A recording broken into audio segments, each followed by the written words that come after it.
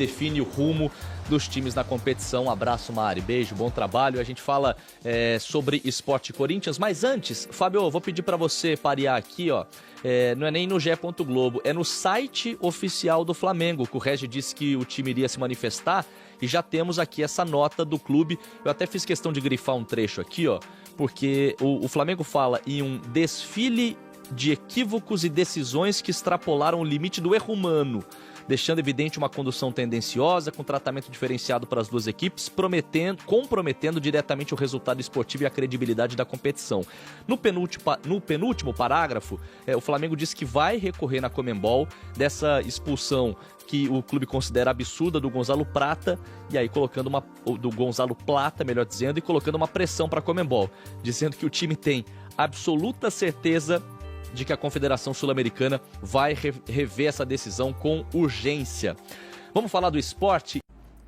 Fala pessoal, sejam todos bem-vindos. Bora aqui para mais um conteúdo, mais uma notícia, trazendo para vocês as últimas informações do Mengão. Vamos aqui com comentários da ESPN, trazendo aí a grande vitória, infelizmente manchada pelo erros do árbitro ali contra o Flamengo. O Flamengo foi assaltado lá no Maracanã ontem, mas felizmente conseguiu sair com a vitória. Não foi tão ruim assim, mas cara, foi uma vergonha que esse juiz fez com o Flamengo. Torcedor flamenguista, se não é inscrito no canal, se inscreva, deixe seu like e o seu comentário, que isso faz uma enorme diferença pra gente aqui dentro da plataforma.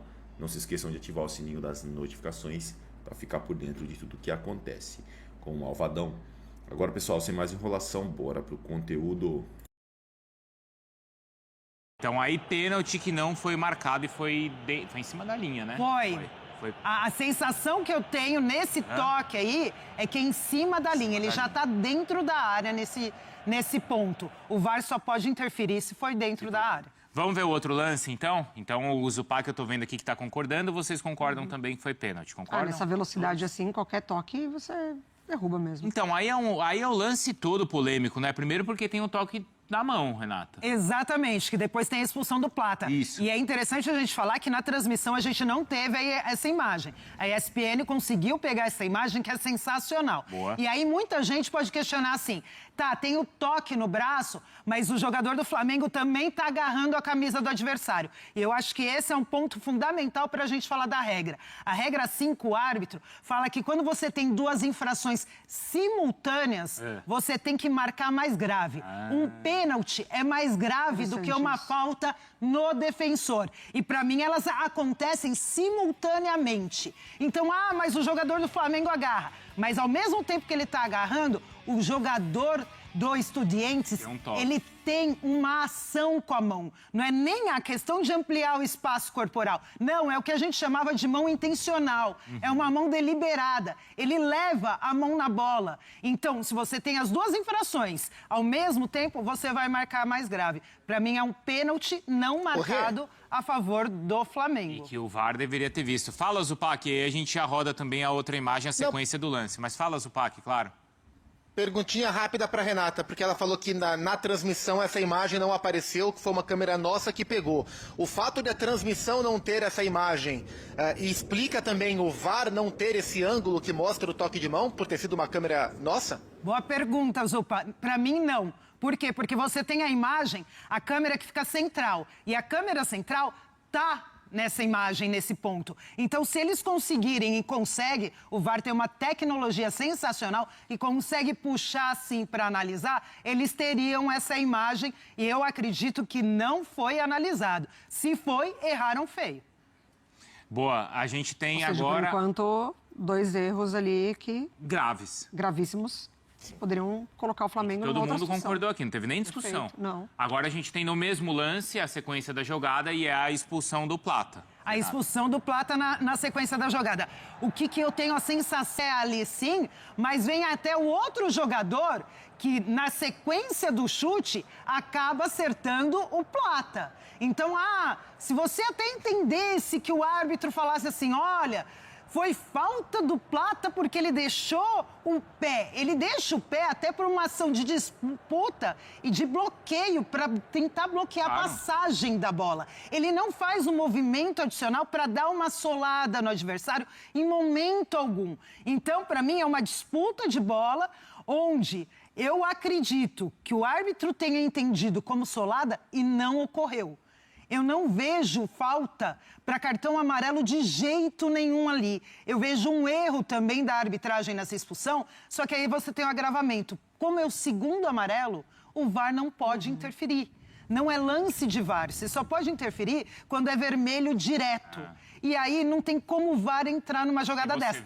Porém, como você teve a penalidade A interferência viria antes, né? Baseada no pênalti. O VAR teria que ter revisto toda a jogada e revendo toda a jogada e até sugerindo revisão para uma penalidade, ele poderia mostrar a sequência das jogadas para o árbitro e aí o árbitro rever a jogada e falar: pô, aqui também não era amarelo. Eu vou marcar o pênalti aqui e vou tirar o amarelo ali. Ou não vou marcar o pênalti, mas posso tirar o amarelo. Mas o VAR só poderia sugerir a revisão por causa do lance de mão antes. E aí os jogadores do Estudiantes, na hora, ficam apontando que foi fora da área. Nem eles reclamam do amarelo. Sim. Eles estão pensando que o árbitro está marcando pênalti. Sim. Agora, o áudio do VAR foi divulgado. Vamos ver, então, como eles analisaram e por que tomaram essa decisão. No minuto 81, em uma disputa pela bola, o atacante rubro-negro joga a bola.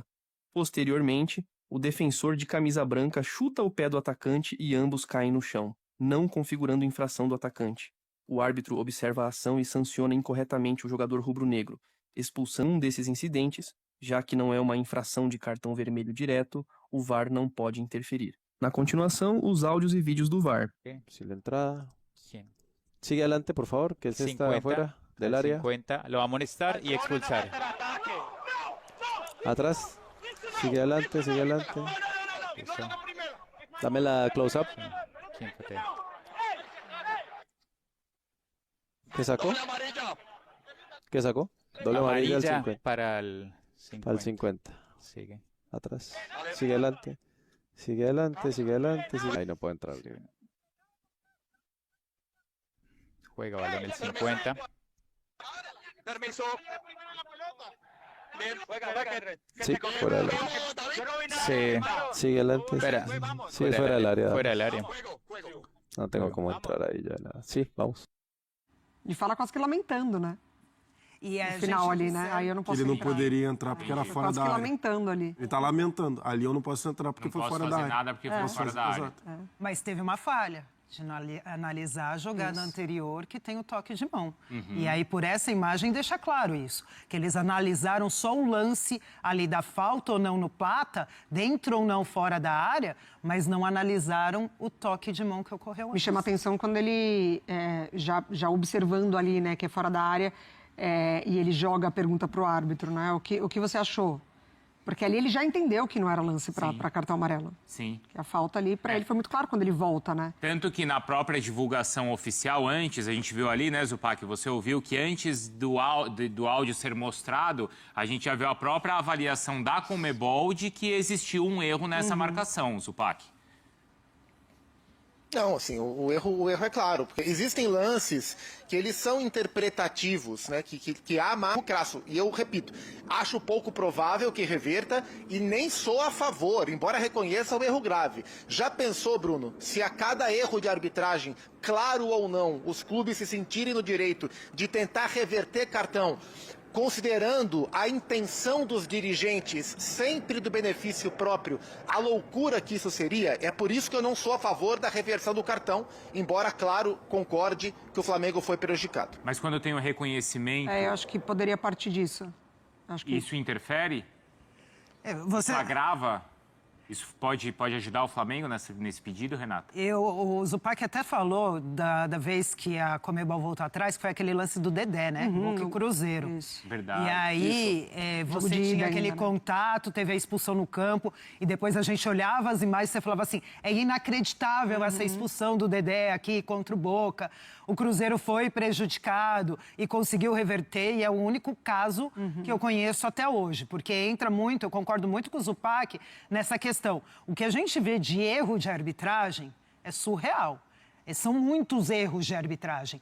E aí você entra naquela questão que se você for reverter todos os erros de arbitragem, imagina o que vai acontecer.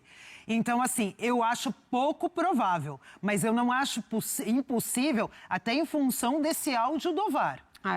Então, eu acho que esse áudio do VAR deu uma chance a mais para o Flamengo. Um caminho, né? É, um caminho. Por mais que eu ache difícil. Não acho agora tão impossível. Então, é algo que o Flamengo tem que entrar, tem que analisar e a gente esperar para ver se consegue reverter para a semana que vem. Ô, Rê, e aquela história de ainda no primeiro tempo, o quarto árbitro ter conversado ali com o técnico do Estudiantes? Isso aí me pegou, hein? Isso me pegou durante a transmissão até, que eu falei, gente, isso é gravíssimo. Muito. Isso é gravíssimo, porque o que acontece? E a acusação é dos jogadores do Flamengo, de que foi um alerta que o jogador, o lateral direito, estava entrando muito firme e poderia levar cartão amarelo. Isso, e aí a gente vê essa imagem do quarto árbitro conversando com o técnico, apontando para o campo. E aí, o que eles estão falando é difícil saber, realmente é difícil saber. Então, não dá para afirmar que teve esse tipo de conversa. Ele fala e o conselho ele é forte, né? Porque ele é forte. E ele acontece logo depois de uma entrada do jogador ali. O jogador 4, né? Camisa 4, Eu esqueci o nome dele agora, mas é o número 4, que já tinha dado... Fala, Zupac. Nome. Não, assim, é o Rojas, né, o lateral direito. Só um detalhe, o que o Eduardo Domingues falou sobre esse lance. Aí a palavra do técnico do Estudiantes. Sim. Que eles, comissão técnica do Estudiantes, achavam que quem tinha o cartão amarelo era o Farias, o número 11. E que o quarto árbitro teria avisado a eles que não é o Farias, é o 4. Tipo, ó, o seu 4 já tá amarelado. E eles, não, mas quem tá amarelado é o 11. E ele, não, quem tá amarelado é o 4. Essa é a explicação do Eduardo Domingues, El Barba, o técnico do Estudiantes. E sendo sincero, fala, Rê. Esse ponto é interessante porque houve uma falta nesse cartão e você tinha o Rojas e você tinha o Farias no lance. E quem faz a falta é o Farias. A transmissão colocou que quem tinha o cartão era o número 4. E até eu anotei pro 11, por quê? Porque eu falei, quem fez a falta aí foi o 11, não foi o 4. Então, realmente, ali gerou uma dúvida para quem era o cartão. A questão é, o que acontece? Antigamente, você tinha, né, outra dinâmica de arbitragem. E os árbitros muitas vezes falavam assim, professor... Tá fazendo hora extra já. Olha, professor, vou amarelar. Né? Olha, professor, olha o seu jogador aqui que eu vou expulsar. Você tinha essa dinâmica. E você tem hoje até aquela questão que a gente vê os árbitros e a gente vê o árbitro chamando o jogador e dando aquela advertência verbal. Você já fez falta ali, você já fez falta ali, a próxima eu vou te amarelar. Isso até é uma dinâmica para você usar como prevenção. Sim. A arbitragem usa isso como prevenção. O que não dá é o quarto árbitro chegar num treinador e começar a falar assim, professor, toma cuidado, olha o seu jogador ali, olha o seu jogador lá. Isso vira uma consultoria. E uma consultoria para uma equipe de time, só para um time e não para o outro.